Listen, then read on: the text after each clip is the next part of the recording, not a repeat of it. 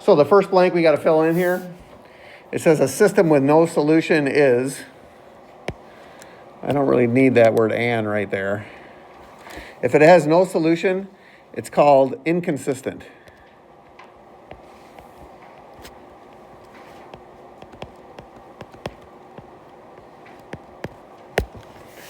And then if it has at least one solution, which means it could have one solution or infinitely many solutions, then that solution with at least one solution is, I don't need that letter A, I don't need the "a" right there.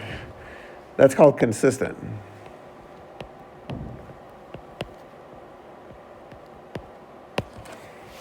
All right. And then if it's consistent and it only has one solution, then that's called independent.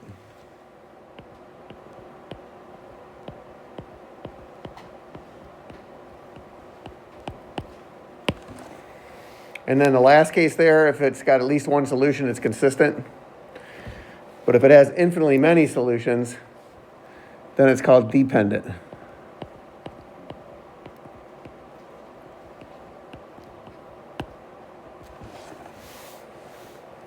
So that's basically the vocabulary right there. Again, I don't think I need this "and" or this "a" right here.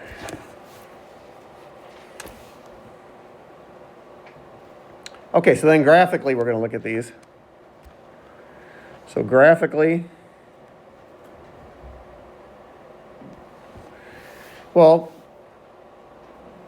the solution is where the two lines cross, correct? So for example, on this one that's already drawn there, let's say that was at, I don't know, 1, 2, 3. Try that again. So 1, 2, 3.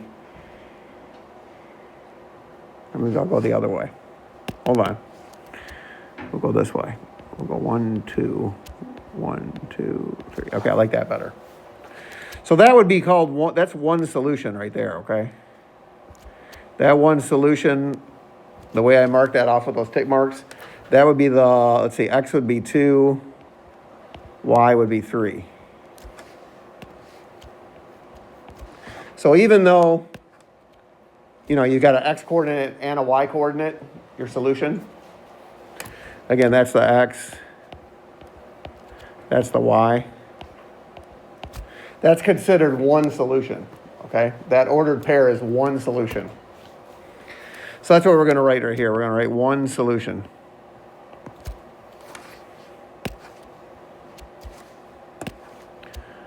So one solution. And then from above, one solution is what? Consistent or inconsistent? Consistent. Yep. So one solution is consistent.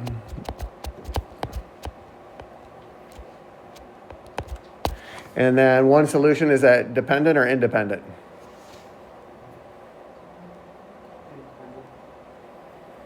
It says with exactly one solution, it is what? Independent. That's independent.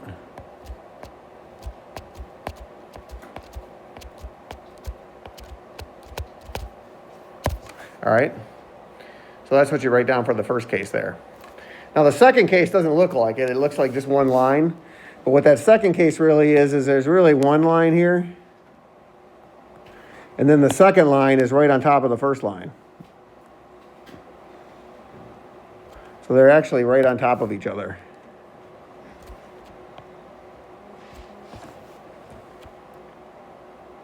Well, how many points are they touching at then?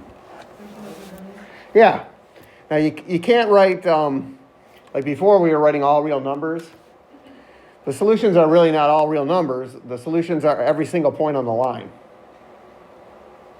But there's infinitely many points on the line. So that blue line that I drew there and that green line, when they're right on top of each other like that, they're touching at every single point. Or they're intersecting at every single point, if you want to think of it that way. So that's why every single point on the line would be a solution. So for that one, you're going to write infinitely many solutions.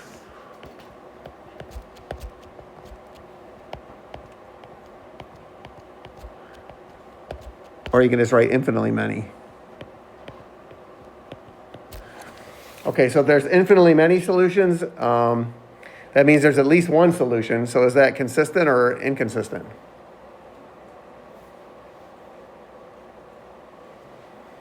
There's at least one, right? There's a whole bunch of them. Consistent. That's consistent then.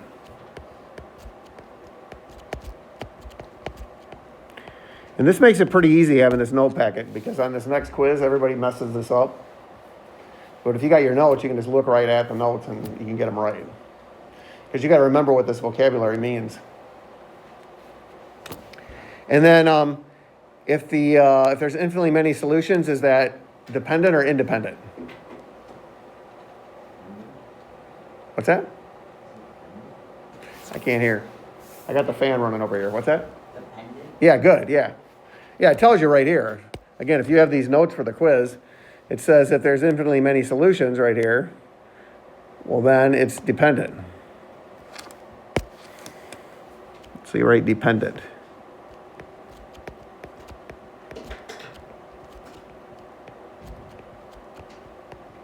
Okay, that's the second case. And then the third case, how many solutions are there if they're parallel? If you got two parallel lines, remember the solution is where the two lines intersect, right? So if they're parallel, how many solutions are there? 0. Yeah. So this third case, when the lines are parallel here, there's no solution.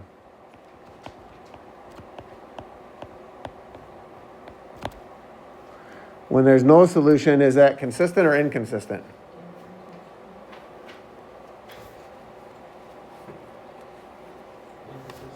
Good. Yeah. You just got to, that's why this is going to be good to have this for the quiz. Because otherwise this is tough to remember what's what. But it tells you right here, if there's no solution, that's the first case up here. If there's no solution, then it's inconsistent. So that is inconsistent.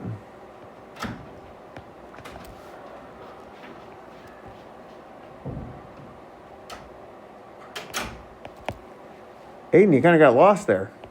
I didn't get lost. No? No, Where's your assignment? not in my backpack. Okay.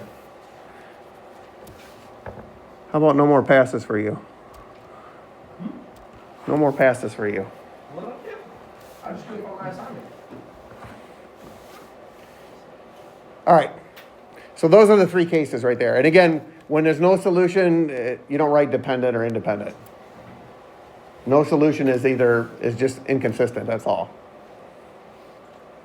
All right, so then that's how you would look at these things if you're interpreting them graphically. But then we also solve these using substitution and elimination, right? So that's the next part, is what's it going to look like if you do the problem algebraically, you don't do it graphically. So I'm not quite sure what they want me to put in on this blank right here where it says algebraically. I think what they want me to write is, I'm going to write use substitution or elimination. So when you're going to do this algebraically, you're either going to use substitution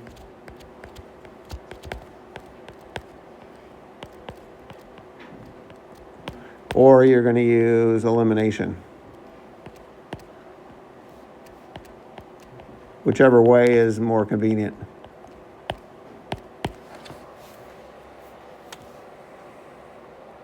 All right, well, really we're going to write the same thing over again, okay?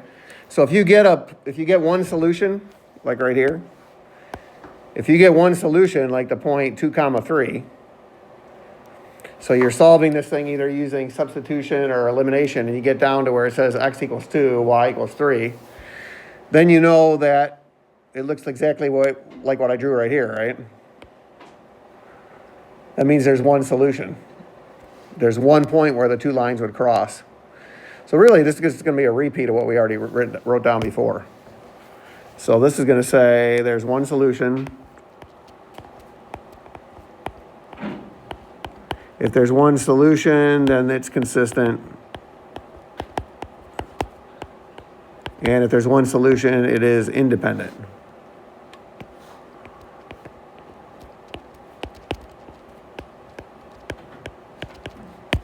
All right. The next example here says you are solving this system with either substitution or elimination again. And you get to this point where all the variables cancel out. So both variables are eliminated. And you get a true statement, like 0 equals 0. So if you get a true statement, how many solutions are there going to be? Yep. We kind of had this happen earlier in the year. So if you get a true statement, you know there's infinitely many solutions.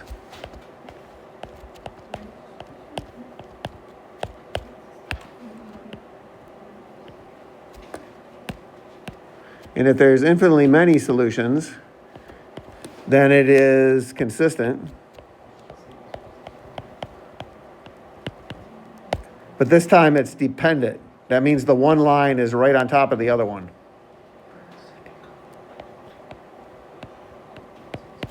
And it's consistent because there was at least one solution, but there's a whole bunch of them. Every single point on the line would be a solution. And then the last case, you can see how these are matching up, right? Like the one we just did right here. If you get a true statement when you're solving using a substitution or elimination, it means that it looks exactly like this picture up here, where the two lines are right on top of each other. And in the third case, you're solving again using either substitution or elimination, and you end up with a false statement, like 0 equals 5. So then how many solutions are there? How many? If you end up with a false statement, how many solutions? Lucas? None. Yeah, none. So here you're going to write no solution. And that is called inconsistent.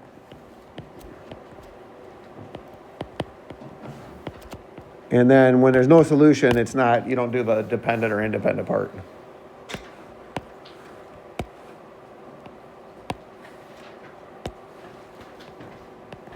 All right?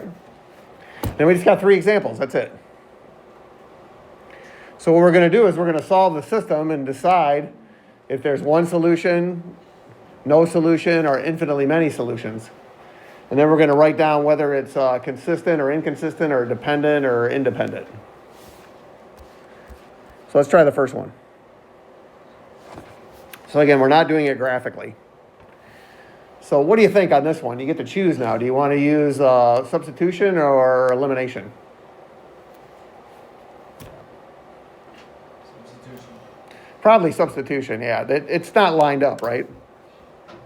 When we were doing the elimination problems yesterday, the X's were lined up vertically and the Y's were lined up vertically, and that's not the case on this, right? The equal signs are not even lined up vertically. Which equation would be the easiest one to solve for X or Y?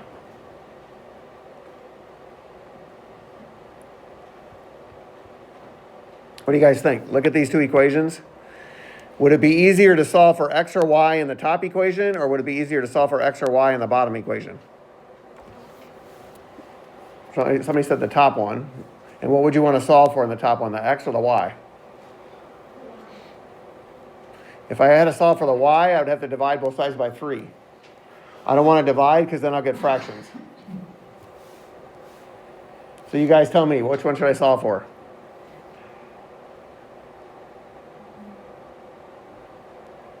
Neve, what do you think? Yeah, solve for X in the top equation. How would you get X all by itself? How would you get this X by itself? Good.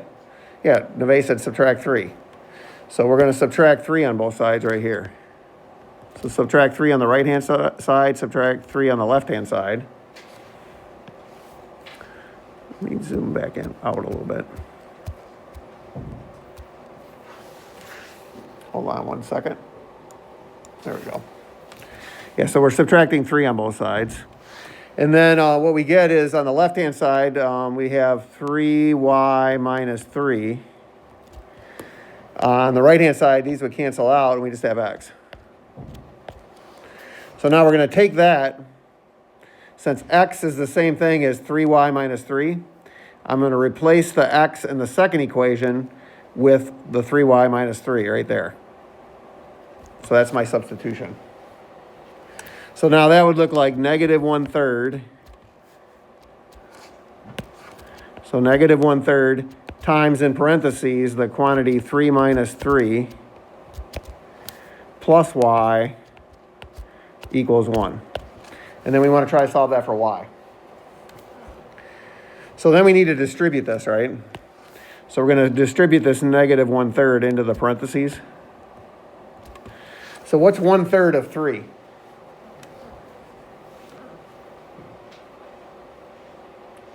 Guys? Negative 1. Yeah, well, 1/3 of 3 is just 1, right? But in this case, you have a negative times a positive.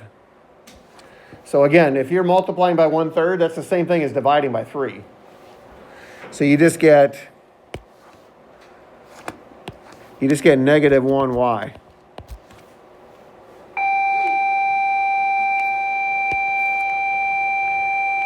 And then you're going to do negative 1/3 times negative 3. Well, again, what's 1/3 of 3? Come on, these are not complex questions I'm asking you guys. What's 1/3 of 3? 1. That's 1 again. And this time you do have a negative times a negative. So it would be a positive. So this would be a positive 1.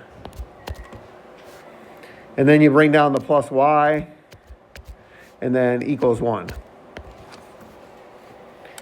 Now on the left-hand side, you can combine these right now. What's negative 1y plus y? What's that? Negative 1y plus 1y. Neve, what is that?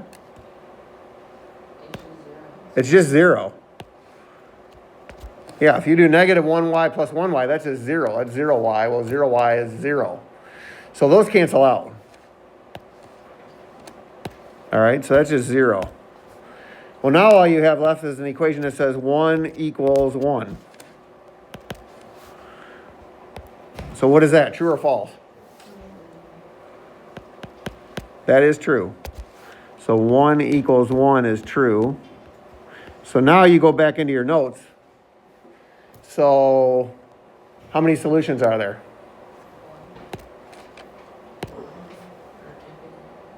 Which one? Go back in your notes. If you get a true statement, what is it? How many solutions? 1, none, or infinitely many? Good, Lucas. Yeah, infinitely many. You got a true statement, so it's infinitely many. So you have infinitely many solutions. Well, let me get a little more room here. So you're going to write infinitely many. So that's what it's saying. When it says up at the directions up there at the top, when it says classify each, that's what they want to know. They want to know, is it one solution, no solution, or infinitely many solutions? So this is infinitely many.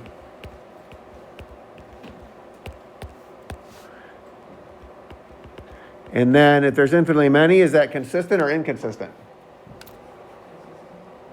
Again, you guys got to speak up. I got a fan running out over here. I'm a 60-year-old man and I'm deaf. Consistent. That is consistent.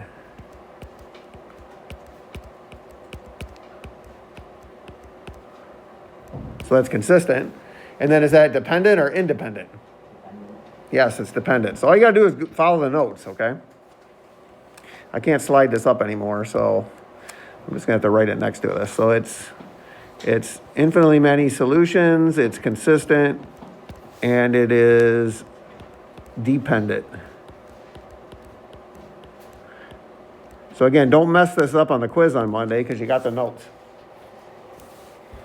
All right, let's try number 2. We only got 2 more to go. So number 2. Again, I'm having a hard time because I'm right at the bottom of my iPad here. Hold on. All right. So I would like to do, you could do that one with substitution. I'm going to try to do one of these with elimination. All right. Well, do you guys notice it's not lined up? Right here, the X's are not lined up vertically. The Y's are, but the X's are not. So I got to rearrange. Let's rearrange that bottom one. So what I'm going to do here is I am going to, I'm going to add X on both sides. And I'm going to subtract 4 on both sides.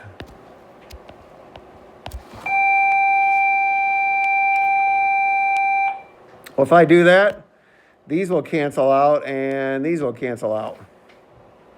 So what I'll get then is I'll get an equation that says x plus y equals -4.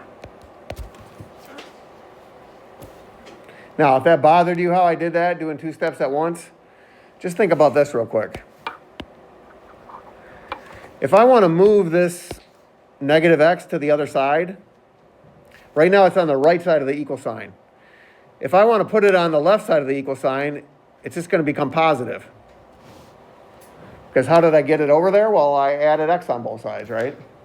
Same thing here. If I want to move this 4, I want to move this 4 from the, you guys should get the hang of doing this by now with these equations. If I want to move this 4, right now it's on the left side of the equal sign. If I want to get it on the right-hand side of the equal sign, all I got to do is change the sign. So it's a +4 on the left. So if I move it over on the right side of the equal sign, now it's a -4. And the reason is because I subtract 4 on both sides to move it, right? All right, then the top equation, I'm just going to bring that one down. So the top equation, that one is just still x plus y equals 5. Now, if I add these together right now, is anything going to be eliminated? So if I add these together right now, is one of the variables eliminated? No, because if I add them together, x plus x, that'd be 2x. Y plus y would be 2y. And -4 plus 5 would be 1. So I didn't eliminate anything. So what could I do? I got them both in standard form. They're both in the form ax plus by equals c. What do I do to get one of those variables to drop out now?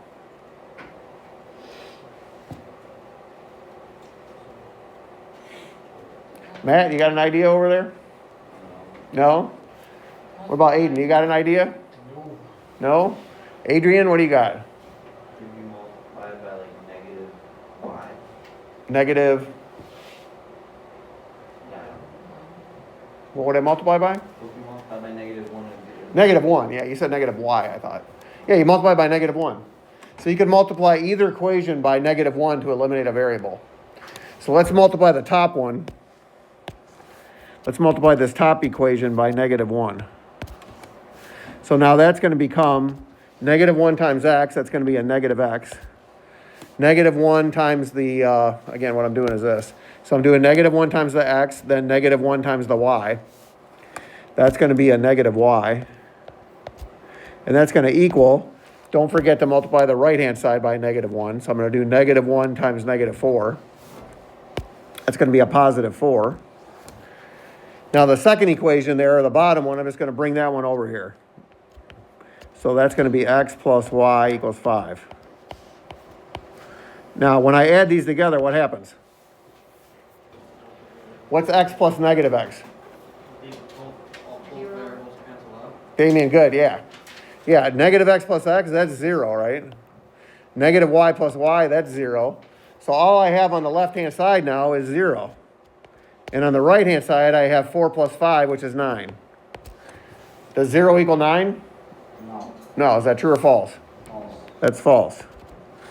So now you know that's false. So I'll write false here. So on the homework, really, as far as you need to go, is you just need to figure out whether you get a true statement, a false statement, or if you get one solution. All right, so that's false. So then is that, how many solutions are there? None. So you write no solution. And then go back up there and look at your notes. If there's no solution, is that consistent or inconsistent? Inconsistent. Good. Thank you, Lucas. That's inconsistent. And then when it's inconsistent, you don't do the dependent or independent part. It's just no solution and inconsistent. All right, last one. So number 3. So number 3, I think that one looks set up pretty well for substitution. Is either equation already solved for x or y? What's that? Is either equation solved for x or y? Yeah. Yeah, they both are, right? The bottom one's solved for x and the top one's solved for y. So you could go either way. I think I'm going to go this way. Y is the same thing as 4 times the quantity x plus 1. So I'm going to replace y in the second equation with that. So that means my second equation is going to become 4 times the quantity x plus 1 minus 3 equals x. And now I got to solve that for x. So what do I need to do? Good. Yep. Lucas, good. You got to distribute. So if I distribute that, I'm going to get 4 times x is 4x. 4 times 1 is a positive 4, so I write plus 4. And then minus 3 equals x. Well, then I guess I could combine these right away, right? So that would give me positive 4 minus 3. That's a positive 1, so I write plus 1. So I've got 4x plus 1 on the left, and on the right I got x. Now where do I go from there? Got to solve for x.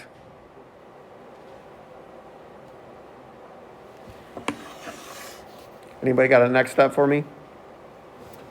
Ella, you got a next step for me by any chance? No? I got to get the x's on the same side. Kyle, how would I get the x's on the same side? Subtract, yeah, what would you subtract? Pardon me? I couldn't hear you. I got a fan running over here. I'm deaf and I'm old. All right, I'm 60 years old now. You got to speak up. I still can't hear. Somebody want to shout it out for me? I don't know what he's saying. He's saying something. Subtract something. 4x minus. Subtract 4x. Okay, I like that. We'll do that. Let's subtract 4x on this side, and let's subtract 4x on that side. Then these cancel out on the left-hand side over there. So now the left-hand side is just 1. The right-hand side is 1x. Take away 4x. What's that? Excellent, but it's negative.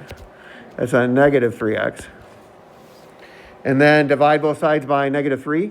We divide both sides by whatever number's in front of that variable. Oh, negative 3, right? So we divide both sides by negative 3. So then these cancel out on the right-hand side, and I end up getting, let me just write this over here. I end up getting x equals negative 1/3. Now, I could go back and find y, correct? Like I could take this negative 1/3, and I could put it in for the x right there, and then I could solve for y.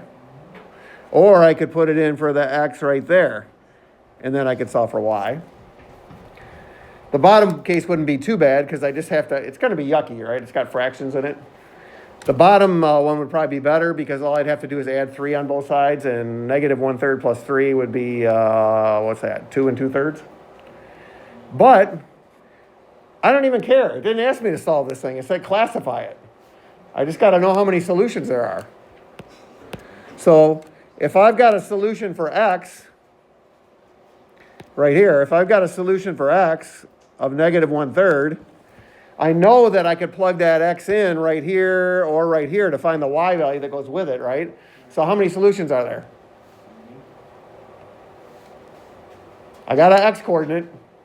If I plug it in right there, I'm going to get a y coordinate. So how many solutions are there? At least one. There's one. There's got to be one, right? We know that if we graph these two lines, the x coordinate of the point where they cross each other would be this negative 1/3. Now there'd be a y coordinate that an ordered pair, right? It would be an ordered pair. There'd be a y coordinate that goes with that x coordinate, but I don't even care what it is because it didn't say to solve it, it said to classify it. So I know there's one solution then.